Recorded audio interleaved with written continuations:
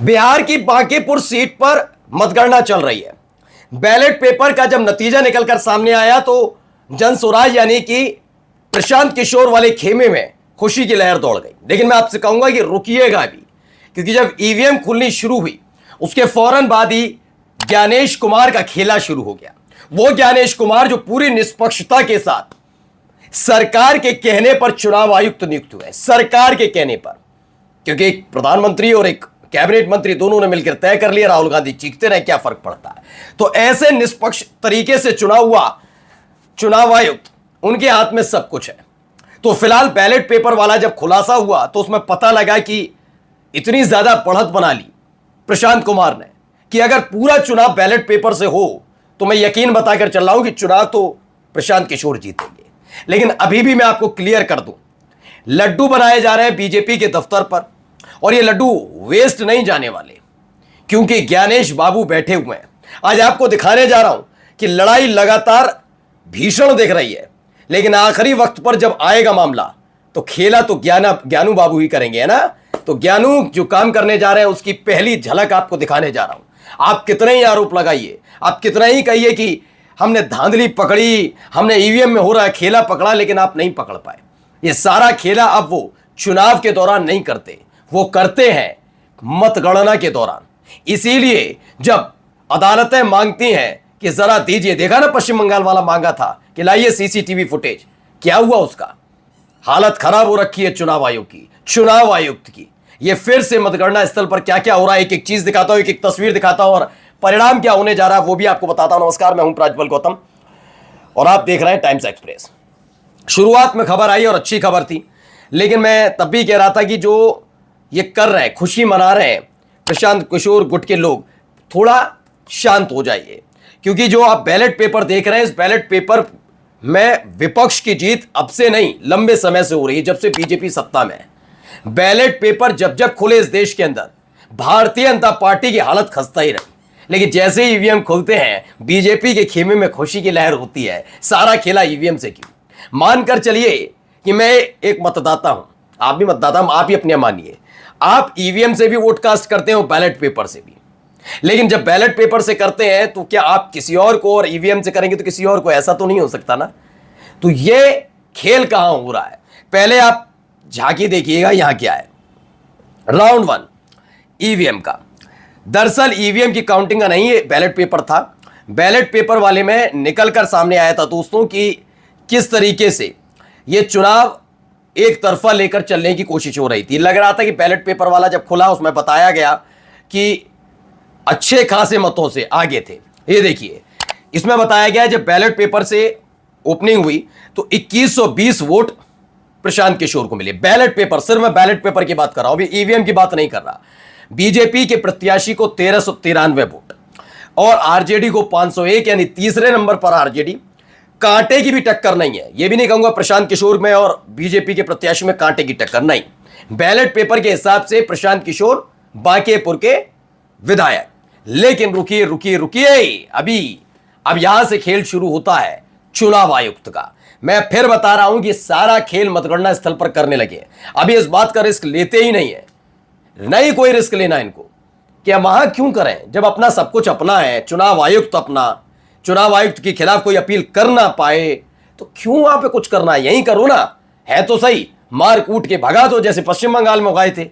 ज्यादा बोले तो करते रहो जो करना है। अब देखिए ईवीएम पहले राउंड की होती है गिनती, उसमें 2120 से हो जाते हैं 2225, और यहां पर इनको मिलते हैं 1363 वोट, बीजेपी को 505 आरजेडी के, बाकी निर्दलीय भी उनके हाथे में भी जाते हैं। फिर राउंड 2 की ईवीएम खुलती है, काउंटिंग शुरू होती है। देखते चलिए खेल कैसे है। 1570 वोट ये अलग अलग मिल रहे हैं, ये मत सोचिए। 1570 वोट जनसुराज को मिलते हैं, यानी 2225 वोट पहले ईवीएम के राउंड में मिल चुके हैं। दोबारा दूसरे राउंड में 1570 वोट जनसुराज पार्टी को जाते हैं, भारतीय जनता पार्टी को जाते हैं 1211 वोट, 159 वोट आरजेडी के खाते में जाते हैं। अब यह आंकड़ा तीसरे ईवीएम की काउंटिंग तक आता है, तीसरी काउंटिंग तक, तब देखिए बराबर पर टक्कर पर लाकर खड़ा कर दिया जाता है। 1237 वोट जनसुराज पार्टी को मिलते हैं। यह भी काउंट करिएगा कितने कितने, पहली राउंड में 2225, दूसरे में 1570, तीसरे राउंड में 1237 ऐसे मिले हैं जनसुराज को। भारतीय जनता पार्टी को तीसरे राउंड की काउंटिंग में मिलते हैं 1236 वोट, बराबर पर लाकर खड़ा कर दिया। आप समझिए, जल्दबाजी नहीं करेंगे ना, अभी तो बहुत राउंड बाकी है। आप लिख कर लीजिए 11 से 12वां राउंड जब तक आएगा तब तक टक्कर की लड़ाई हो जाएगी। 17वां 18वां आएगा तो बीजेपी का प्रत्याशी आगे होगा। जब तक ये चीख पुकार मचाएंगे, मतगणना खत्म हो जाएगी, जीत का सर्टिफिकेट दे दिया जाएगा। अब चीखते रहो, चिल्लाते रहो, जो आरोप लगाते रहो। दिखाएगा भी तो गोदी मीडिया वही ना, जिसमें प्रशांत किशोर जीत की बधाई बीजेपी को या बीजेपी के प्रत्याशियों को दे रहे हो। मैं इसीलिए कह रहा हूं, अभी भी मतगणना स्थल पर बैठे रहने की जरूरत है, नजर बनाए रखिएगा, क्योंकि ये छोड़ने वाले नहीं है। पश्चिम बंगाल में इन्होंने काउंटिंग सेंटर पर कैसे खेला होता है ये सीख लिया है। ज्ञानेश कुमार पूरी तरह से निष्पक्षता के साथ काम ही कर रहे हैं, सबको पता है। आरजेडी को मिलते हैं 30 राउंड में 103 वोट। फिर आता है चौथे राउंड की काउंटिंग, कितने देखिए, जनस्वराज को मिलते हैं 1237 वोट। चौथे राउंड की काउंटिंग हुई ईवीएम की, यहां बीजेपी को ज्यादा मिलते हैं 1254 वोट। कुल मिलाकर आरजेडी को मिलते हैं 117 वोट यहां पर। अब टोटल जो 4 राउंड की काउंटिंग हो चुकी है उसके हिसाब से देखिए 6269 वोट अब तक जनस्वराज के खाते में जा चुके हैं। आंकड़ा ज्यादा का नहीं है। भारतीय जनता पार्टी जो कांटे की टक्कर में बैलेट पेपर पर कहीं नजर नहीं आ रही थी, वो 5064 वोटों पर आ जाती है कांटे की टक्कर पर। आरजेडी दूर दूर तक नहीं है, यानी 884 वोट फिलहाल अभी लीड है। प्रशांत किशोर के खाते में 1205 वोटों की लीड है, लेकिन ये 4 राउंड की ईवीएम की काउंटिंग है बाबू, ध्यान रखिएगा। मतगणना स्थल पर अगर जश्न में डूब गए तो प्रशांत किशोर, आप यकीन मानकर चलिए, विधायकी आपके हाथ नहीं लग पाएगी। अभी भी मैं कह रहा हूं, ये सारा खेल वहीं बैठकर होना है, वहीं बैठकर होना है। बांकीपुर की उपचुनाव की सीट किसके हक में जाएगी, ये आपकी तत्परता तय करेगी। अगर जीत का मानक कहूं, अगर निष्पक्षता के तौर पर, तो वाकई प्रशांत किशोर चुनाव जीतने जा रहे हैं। बीजेपी का तो वहां कुछ था ही नहीं, हालत ही खराब हो गई थी, इतनी नाराजगी थी। लेकिन प्रशांत किशोर तब चुनाव जीत पाएंगे जब ईवीएम वाले मामले में भी अपनी तत्परता और सतर्कता रखेंगे, जैसे वो नजर भी आ रहे, चुनाव के वोटिंग के दौरान भी नजर आए और यहां पर भी। अब यहां देखिए, इतना सब होने के बाद भी लड्डू बनाए जा रहे हैं, और ये लड्डू वेस्ट नहीं जाने वाले। मैं जानता हूं ना, बीजेपी बहुत सोच समझ के पैसा खर्च करती है, उसे पता है ज्यादा नहीं करना। ये देखिए,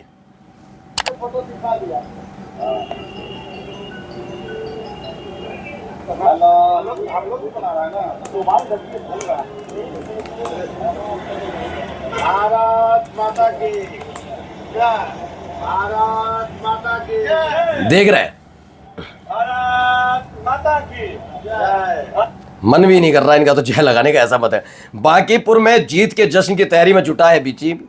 200 किलो से ज्यादा लड्डू बनाए गए हैं। इधर 4 राउंड की काउंटिंग में प्रशांत किशोर 1205 वोट से आगे चल रहे हैं।